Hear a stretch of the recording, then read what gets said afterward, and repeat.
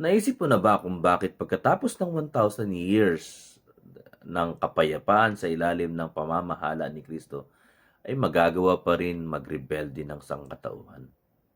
At bakit pa kakawalan si Satan kung tapos naman na ang lahat? Ngayon po ay pag-usapan natin ang huling yugto ng kasaysayang parating pa lang bago po mangyari ang bagong langit at ang bagong lupa. At ito ay ang paksa ng The Final Rebellion.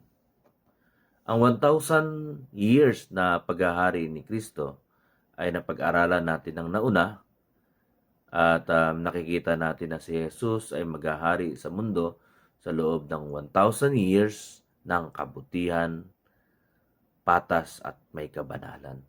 Revelation 20 verse 7 sinabi na pagkalipas ng 1,000 taon, si Satanas ay palalayain mula sa kanyang bilangguan. Ito ang rurok ng cosmic war sa pagitan ng mabuti at ng masama.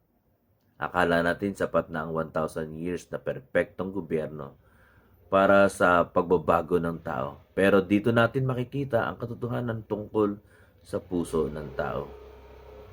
Kaya pag-aralan natin ang tatlong bagay tungkol sa Final Rebellion. Number 1 po, ang pagpapalaya kay Satan. The release of Satan. Linawin natin po na si Satan po ay hindi nakatakas, kung hindi siya po ay pinakawalan. At dahil ito ang plano ng Diyos, the divine purpose of God. At upang makita rin ang kanyang katarungan sa kanyang pamumuno. Ang una po ay ang pagpapalaya kay Satan. Ang pangalawa po, ang paglilinlang sa mga bansa. The deception. Ito yung tinatawag nating Gog and Magog. Kahit perpekto na ang mundo sa loob ng 1,000 years, matagal-tagal na rin po ito, marami pa rin ang susunod o sumusunod lamang dahil sa takot o external compliance. Sa sandaling lumabas ang manilinlang, kakampi sila rito. Kaya ipinapakita lang talaga na ang problema ng tao ay hindi panlabas or environment, kung hindi ito ay panloob mula sa puso talaga. So, yan. Una, ang pagpapalaya kay Satan. Pangalawa, ang panlilang sa mga bansa. At ang pangatlo na ating pong pag-aaralan at itong bahaging huli na rin po ay ang mabilis na hatol, the swift judgment. Hindi ito magiging mahabang gera o labanan. Ayon sa verse 9 ng Revelations 20 verse 9, the final revelation of the end of millennial wherein Satan gathers nation, the Gog and Magog, surround the camp.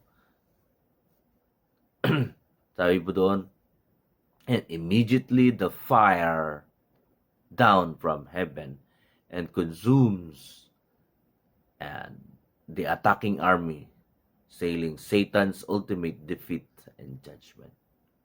Bababa po ang apoy mula sa langit. Ito po ang pinal na pagkatalo ng kasamaan. Wala nang second chance para kay Satan. Itatapon na po siya sa lawa ng apoy. Ano po ang magiging reflection po natin dito? Una, itinuturo nito na ang relihiyon o ang mabuting gawa, paligid ay hindi makakapagligtas sa atin. Okay? Kailangan natin ng bagong puso, the new heart. Kung ang mga taong nakikita o kung yung mga taong nakakita at nakaranas ng kabutihan kay Kristo sa harapan, sa loob ng 1,000 years ay nagawa pa ring magrebelde, gaano pa kaya tayo sa panahon natin?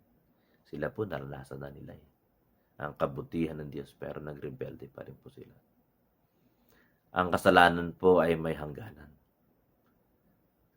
The final rebellion has to end. Ang huling hininga ng kaaway bago ang walang hanggang kapayapaan.